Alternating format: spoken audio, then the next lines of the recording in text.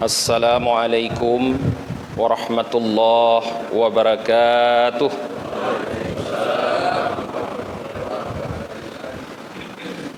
Alhamdulillahi rabbil alamin, wal aqibatu lil muttaqin, wala udwana illa 'alal zalimin.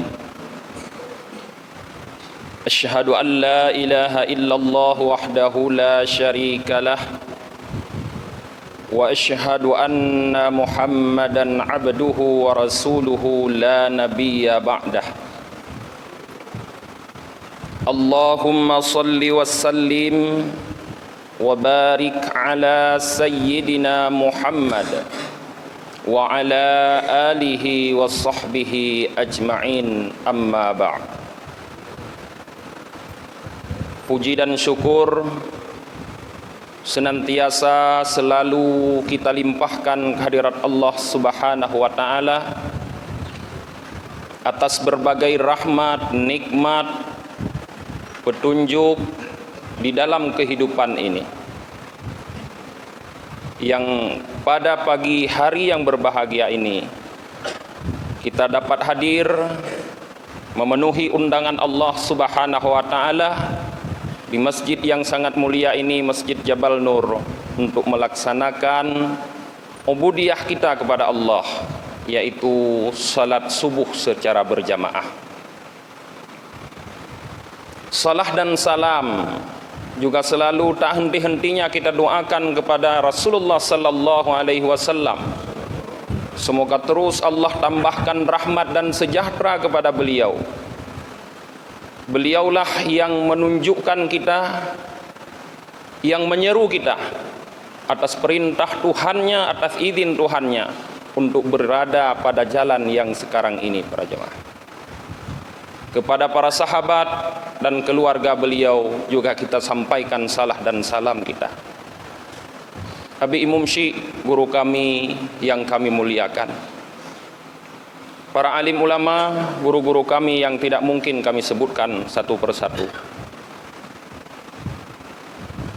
Wabil khusus para khadim SMS yang telah menjadi motivator atas tergeraknya kegiatan syiar muhibbah subuh ini. Kami para dai akan selalu mendukung kegiatan ini, selalu siap sedia untuk mengisi kegiatan ini walaupun tanpa digaji sedikit pun, karena ini adalah merupakan bentuk ibadah kita yang bisa kita persembahkan kepada Allah Subhanahu wa ta'ala. Yang kita harapkan adalah semoga Allah memberikan nilai yang baik atas ibadah ini sesuai dengan keikhlasan kita masing-masing. Kemudian yang sangat kami muliakan juga kami hormati seluruh para jamaah subuh yang telah hadir di masjid ini, baik bapak-bapak ataupun ibu-ibu yang ada di belakang sana. Para jamaah yang dirahmati oleh Allah Subhanahu wa ta'ala, di dalam kehidupan ini ada 3 orang wanita yang sangat dekat dengan kita. Yang pertama ibu, kemudian istri, dan yang ketiga tentu anak-anak perempuan kita. Mereka bukan hanya sangat dekat dengan kita bapak-bapak, tapi mereka ada di dalam hati kita. Kemanapun kita berada, dimanapun kita, tentu kita selalu teringat dan merindukan mereka. Dan mereka tiga-tiganya ini punya hak pada diri kita. Allah Subhanahu wa ta'ala mengatakan, wa qadha rabbuka alla ta'budu illa iyyahu wa bil walidaini ihsan.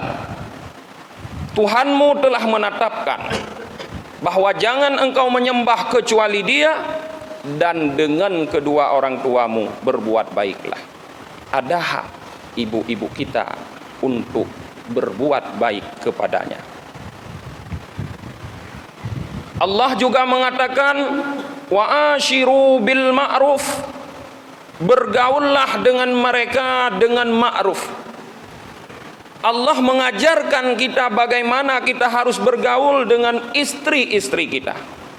Perlakukan mereka dengan ma'ruf sesuai dengan tuntunan Allah dan Rasulnya. Dan Rasulullah juga mengajarkan bapak-bapak bahwa siapa saja di antara kita yang punya 3 anak perempuan, kemudian 3 anak perempuan itu kita didik dengan baik dan kita ajarkan adab kepadanya, kemudian di saat umur sudah sampai umur nikah, kita menikahkan dia dengan pria-pria terbaik, maka bagi kita disiapkan oleh Allah Subhanahu wa taala surga. Artinya 3 orang wanita yang sangat dekat dengan kita ini punya porsi hak dan kewajiban kita terhadap mereka masing-masing, yang tidak boleh salah satu di antara mereka kita dahulukan. Tapi yang sering terjadi di dalam kehidupan kita para jemaah adalah di dalam 3 orang ini mana yang akan lebih kita utamakan kepentingannya. Ini yang sering kita mengalami kerumitan dan sehingga kita mengalami kesalahan di dalam memperlakukan mereka.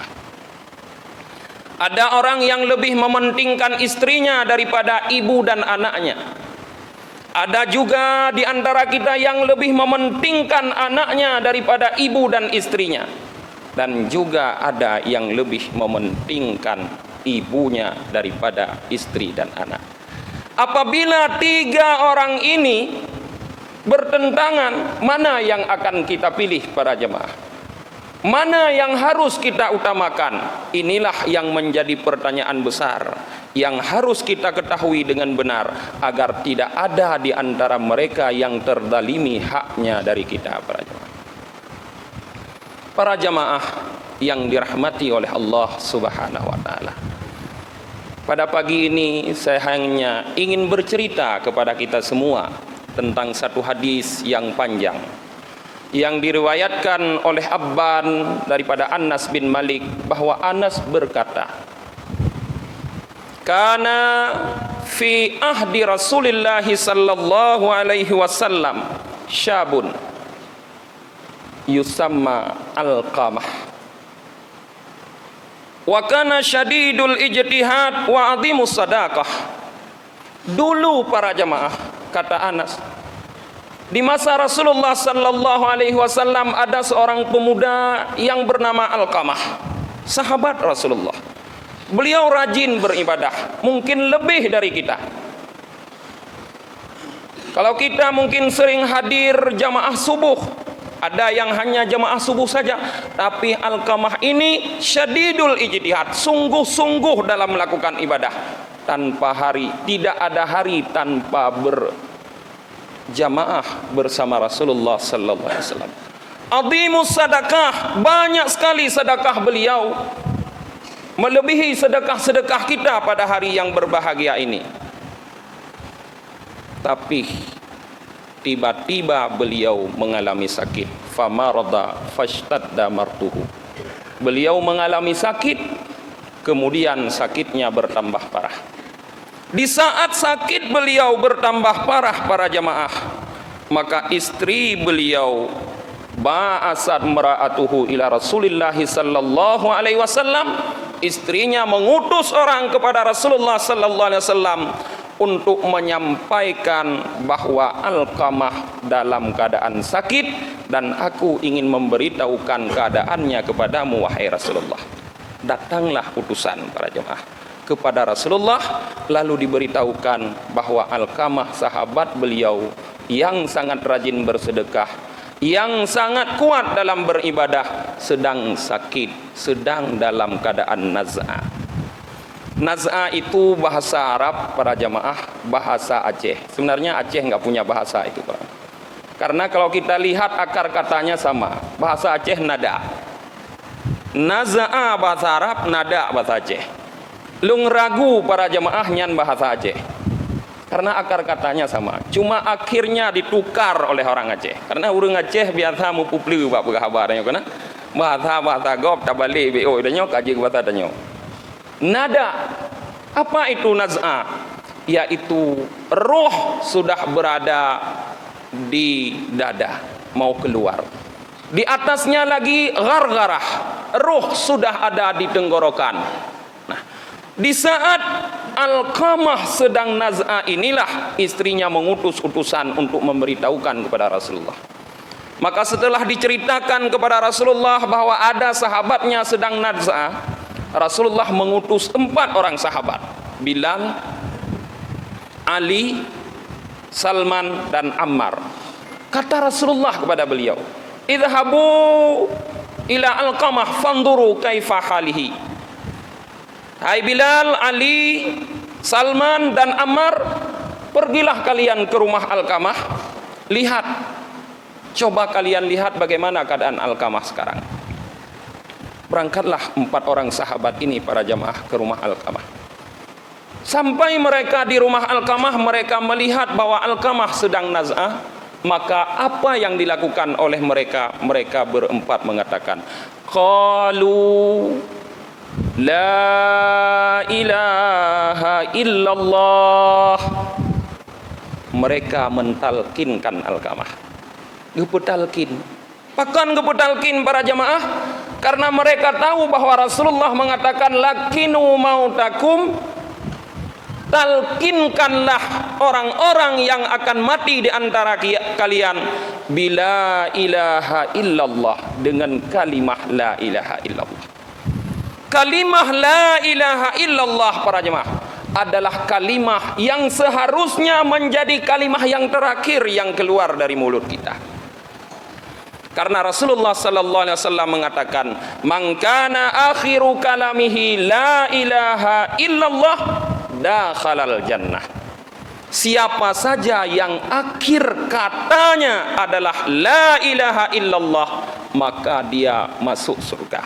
Maka para sahabatnya berusaha untuk mengajak Alqamah agar dia mengatakan la ilaha illallah pada terakhir kali katanya.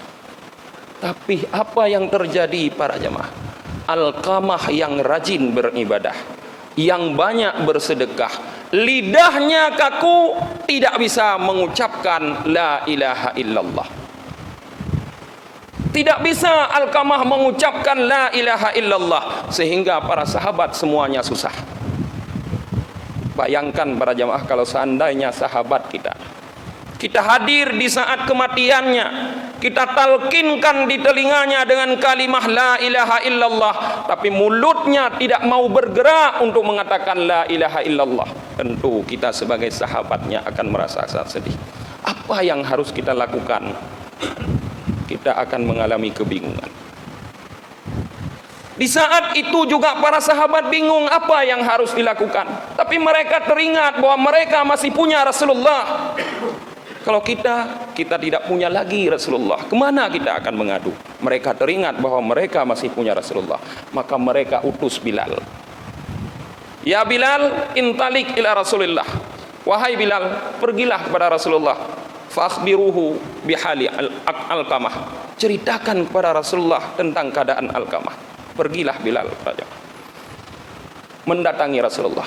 Lalu Bilal bercerita kepada Rasulullah bahwa sahabatnya Alqamah tidak bisa mengucapkan kalimah la ilaha illallah. Setelah Rasulullah sallallahu alaihi wasallam mengetahui bahwa keadaan Alqamah yang begitu sangat takut, sangat menyedihkan, maka Rasulullah bertanya kepada orang-orang yang ada di sekitarnya, hallahu abawani, apakah kedua orang tua Bilal masih ada? Rasulullah diberitahu, wa amma abuhu faqad mata. Wahai Rasulullah, ayahnya sudah lama meninggal. Tapi walahu ummun kabiratun sinin, tapi dia punya ibu yang sudah sangat tua renta. Na mantang ma agar Rasulullah ayah hanali.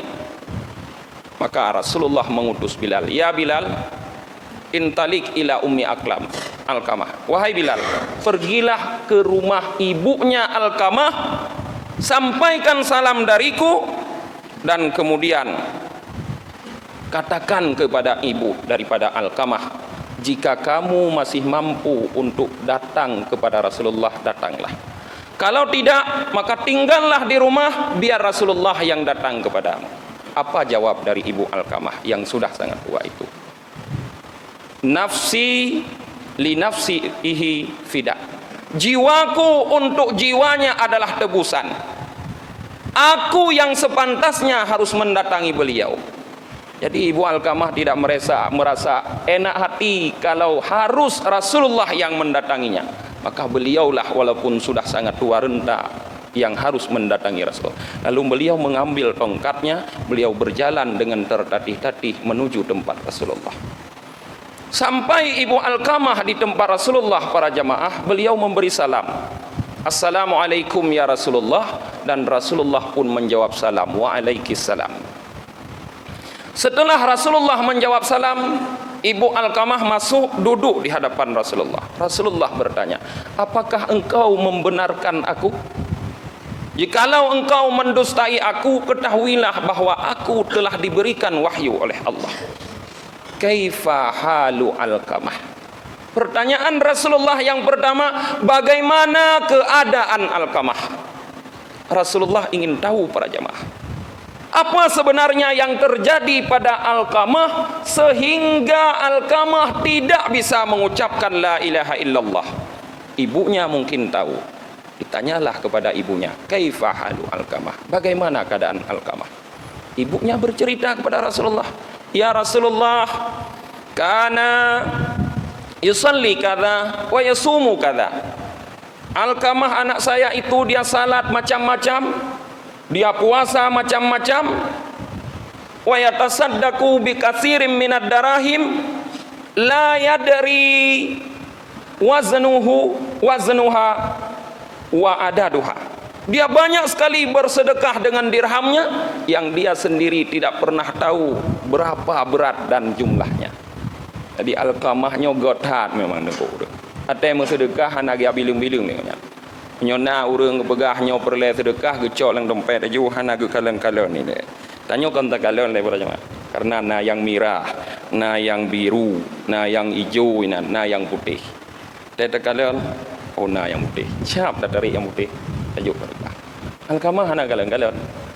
Puyang na lang dompet gejok laju hana getudit ditna yang gejok dan hana getupu ditna gehon yang gejok karena peng dirham. Artinya sekalipun dia tidak pernah cinta kepada harta dan tidak pernah hitung-hitungan dalam bersedekah. Godhat Alqamah menurut Ibu Alqamah. Jadi kita dapat menyimpulkan, para jamaah, bahwa hubungan Alqamah dengan sesama manusia itu baik. Hubungan Alqamah dengan Allah sangat baik karena dia yusalli kada wa yasumu kada, kata ibunya. Dia salat ini, salat itu, puasa ini, puasa itu. Dia bersedekah dengan jumlah yang tidak dihitung-hitung. God hubungan Alqamah dengan Allah, God hubungan Alqamah dengan manusia. Rasulullah belum mendapatkan jawaban. Han mungkin munyogot hubungan dengan Allah. Tidak mungkin kalau baik hubungan dengan manusia, dia tidak bisa mengucapkan la ilaha illallah. Rasulullah teruskan interogasi kepada ibunya. Wa kaifa haluhu bainahu wa bainaka? Numan menyokan pegah ngan Allah god tanyo, ngan manusia god, nyongon rono kiban. Tanya Rasulullah. Nyan munyokan tanyo ngan lung kepegah lima Alqamah. Nyan ka ku pegah Rasulullah. Ini sakhitun alaihi. Lung cukup berat bengeh kok. Aku sangat marah, sangat benci kepadanya. Limada, kata Rasulullah. Kenapa? Karena dia, kata ibunya Alqamah, yu'athiru imra'atahu alayya wa yuti'uha ala asya' fi asya' wa yu'simuni. Karena Alqamah ini, wahai Rasulullah, lebih mementingkan istrinya daripada aku dan lebih mentaati istrinya dalam segala macam daripada aku, sedangkan aku terus dia maksiati. Artinya dia tidak pedulikan. Rasulullah dapat pokok masalahnya, para jemaah. Kenapa lidah Alqamah kaku, tidak bisa mengucapkan la ilaha illallah Rupanya karena hubungannya dengan ibunya tidak baik. Karena dia lebih mengutamakan istrinya, karena dia lebih patuh, lebih taat kepada istrinya, sedangkan ibunya dia sia-siakan. Nyo permasalahan. Di saat Rasulullah sallallahu alaihi wasallam para jamaah mengatakan demikian, Rasulullah bersabda, "Suhtu ummihi hajiba lisanahu an syahadati alla ilaha illallah." Rupanya marah ibunya lah yang menghalangi lidah Alqamah untuk bersyahadah la ilaha illallah. Ini rupanya kata Rasulullah.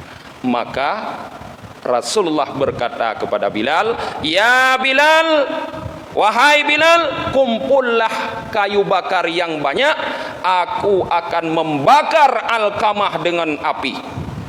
Berangkatlah budoh ju Bilal nak minta kaya para jamaah, gunuk pusapat, gunuk dot apui Rasulullah, gunuk cok Alqamah, gunuk rom lam apui.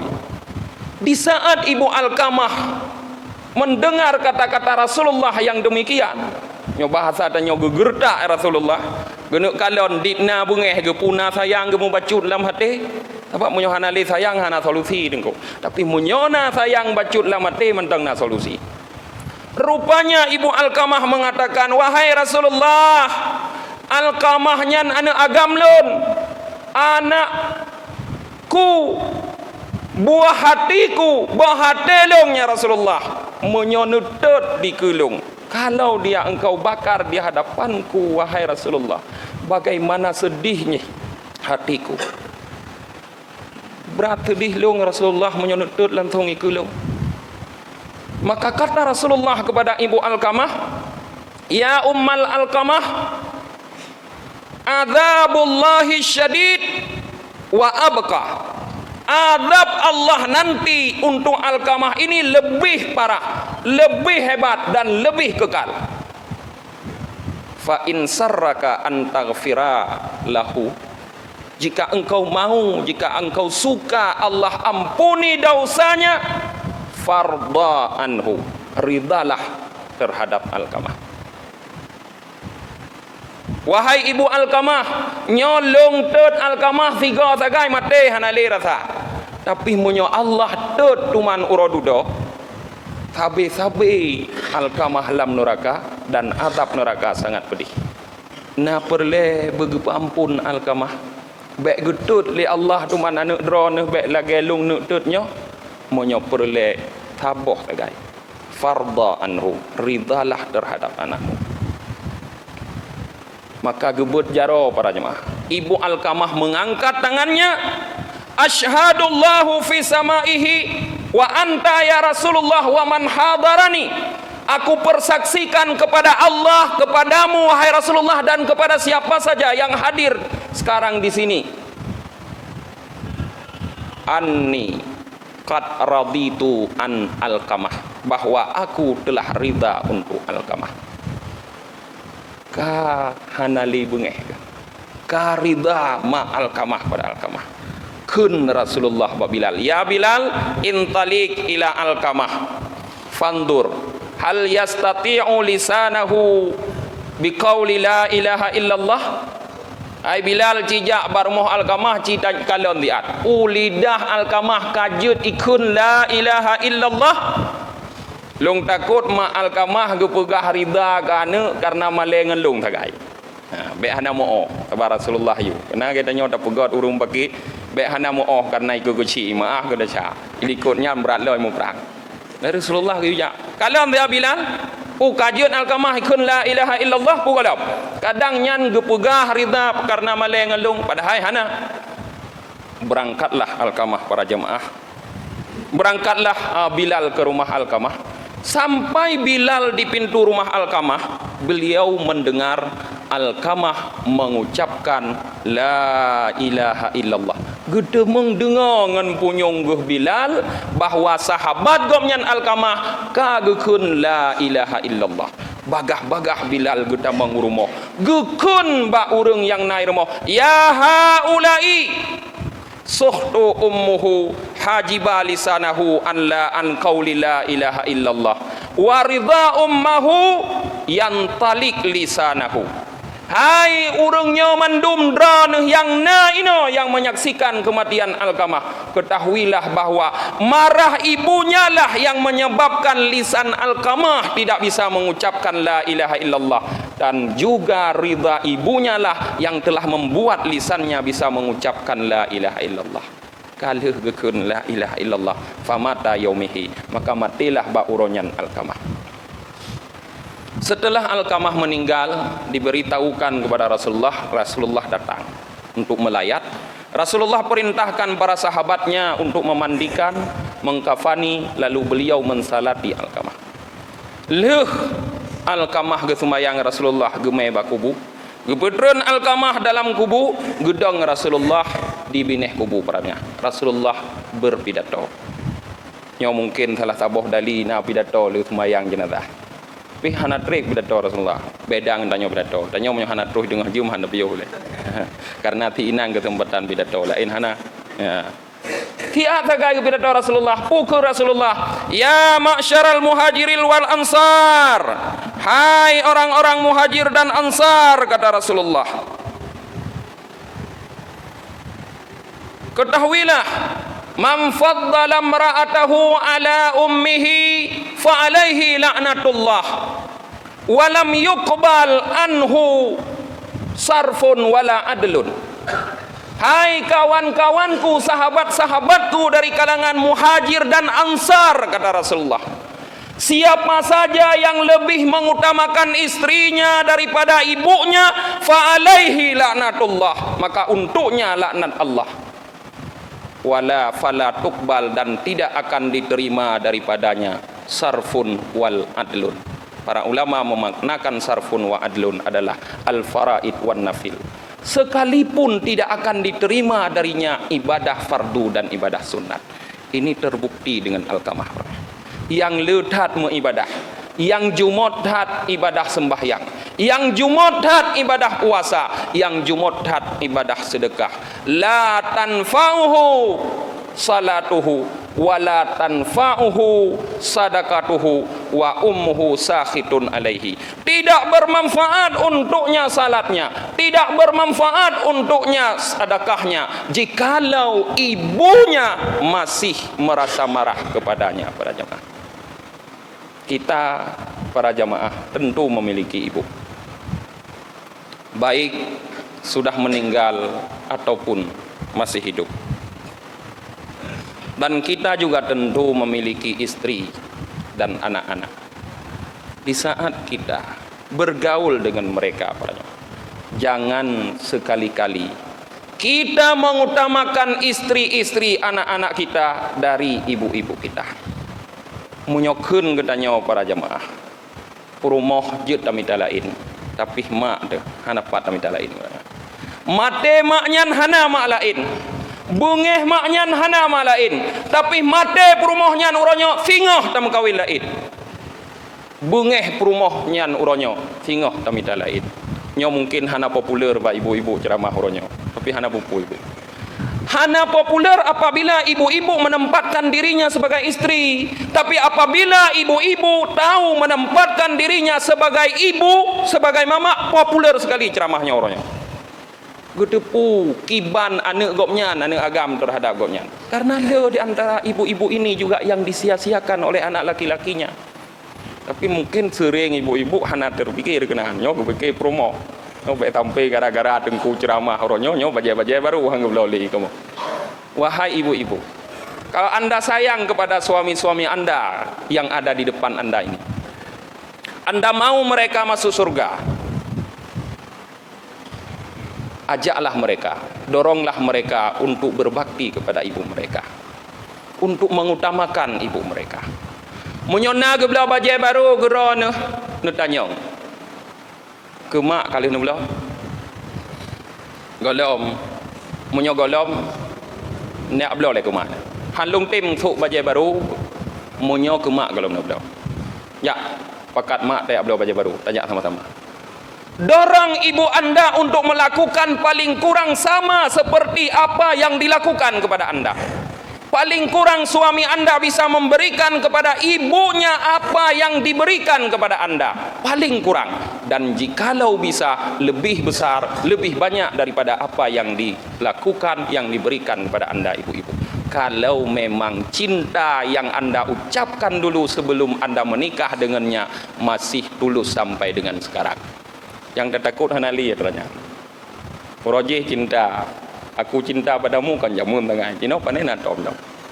Sebab memang puncak cinta itu para jamaah waktu menikah, yang puncak cinta. Sebelum menikah cinta itu terus naik. Puncaknya waktu menikah. Tapi setelah menikah cinta itu akan turun. Karena mungkin eleh naik doa itron macun. Karena lagi piramid. Belah rano, roh puncak itron lagi. Kenapa turun? Karena sering kejadian di rumah. Piring terbang menurunkan cinta sedikit. Nah, mungkin bu yang angoh juga menurunkan cinta. Jadi kejadian-kejadian di rumah menurunkan cinta. Tapi walaupun cinta sudah turun, rahmah jangan.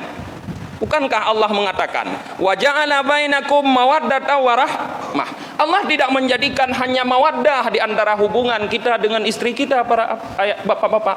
Tapi Allah jadikan rahmah.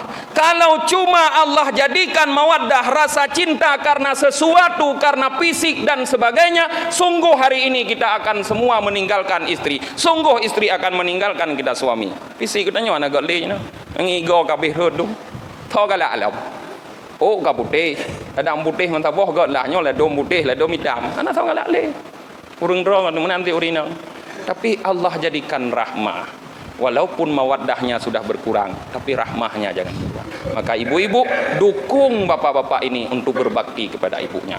Karena Rasulullah mengatakan, ridallah fi ridha walidaih. Ridha Allah ada pada ridha kedua orang tua. Long tamah wajud tu. Laki maah ibu-ibu, nyohana populer. Sahabat Abdullah bin Umar, kita sebut juga dengan Ibnu Umar, pernah mengalami persoalan dengan Sayyidina Umar masalah istrinya. Beliau bercerita, kana tahti maraatun uhibbuha. Aku punya istri, punya seorang perempuan yang sangat aku cintai. Wa kana Umar yukrihuha. Tapi persoalannya, ayahku Umar sangat benci kepada dia. Ilong cinta aku dah, galak aku dah ke inongnya. Cukup cinta aku perumoh. Yang je ke masalah ayahku sangat bengeh ke haik genging tagai. Mu bulai haik genging jangankan lain. Wa qala li talliqha. Kan cuma bengeh gepegah lembak long hai Abdullah talu gedeh perumohnya. Nyo kan berat. Purina. Nyo kamu gehoi yahmu, gehoi mak kamu katalu gedeh perumoh punya. Nyo pat je nama lain kayak mengkawin. Gekun. Beratnya kamu. Fa'abaitu Sayyidina Abdullah juga berat handong tem kekenya karena cinta kedan. Faja'a Umar ila Rasulillah yukhbiruhu, maka gejak Sayyidina Umar ba Rasulullah dia cerita, dia pegah ba Rasulullah, ya Rasulullah, hae ku kalon tagai melinte ku, kalau ku pegah ba si Abdullah ku yu ceri hai tim ceri, nya urusan rono ya Rasulullah. Bukan Rasulullah. Ya Abdullah talikha. Hai Abdullah taluk.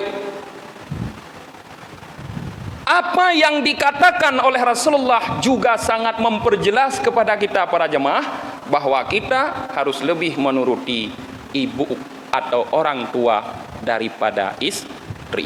Sampai menyogokun yah deh, sampai menyogokun imak deh, guyut taluk berumah, tentu dengan alasan yang dibenarkan, payah tatalik. Dan ini pun diceritakan tentang Sayyidina Ibrahim alaihissalam pernah berkunjung ke rumah Nabi Ismail di saat Nabi Ismail tidak ada di rumah. Bertemu dengan istri Nabi Ismail yang dia tidak tahu bahwa yang berkunjung itu mertuanya. Ternyata Nabi Ibrahim kekalan hanagot akhlak tagainya perumoh si Ismail. Pesan Nabi Ibrahim bak perumoh, menyawa lah kau gatan tu, tak pegah siat pesan lung bak lah kau gata. Nyo gawang pintu, kosen pintu dah juga tau. Berangkat Nabi Ibrahim gua, ilikutnya terus Nabi Ismail. Kepegah le perumoh. Nah urang agam tuha mono terus mono, ana luturi, tapi hi koknya mono. Gepegah keputusan maklum yu pegah baro nyo koseng pintu yu kan tau. Gepegah Nabi Ismail, oh gada yu tali. Ka aku tali gada. Gada le laju. Hana ke musyawarah le hana ke apre. Munyo yah ke yu bagah-bagah ke buku. Mudah-mudahan para jemaah mengakhiri tausiah singkat ini kita menjadi anak-anak yang berbakti kepada kedua orang tua, karena ibadah itu adalah ibadah yang terbaik. Karena di saat ada sahabat yang bertanya kepada Rasulullah, ayyul ibadah afdalu, Rasulullah mengatakan as-salatu liwaktiha, thumma ayyu, thumma birrul waliden, thummal ayyu, thumma jihadu fisabilillah. Lemboi dua para jemaah. Leh semayang tepat waktu, langsung laju berbakti kepada orang tua, bahkan mengalahkan jihad di jalan Allah. Dan dalam hadis banyak sekali Rasulullah yang menolak para pemuda untuk berjihad karena mereka masih memiliki ibu atau ayah para jemaah. Mudah-mudahan menjadi manfaat bagi kita semua dan terutama kepada kami sendiri untuk dapat berbakti kepada ayah dan ibu kami. Hadanallah wa yakum ajmain. Assalamualaikum warahmatullahi wabarakatuh.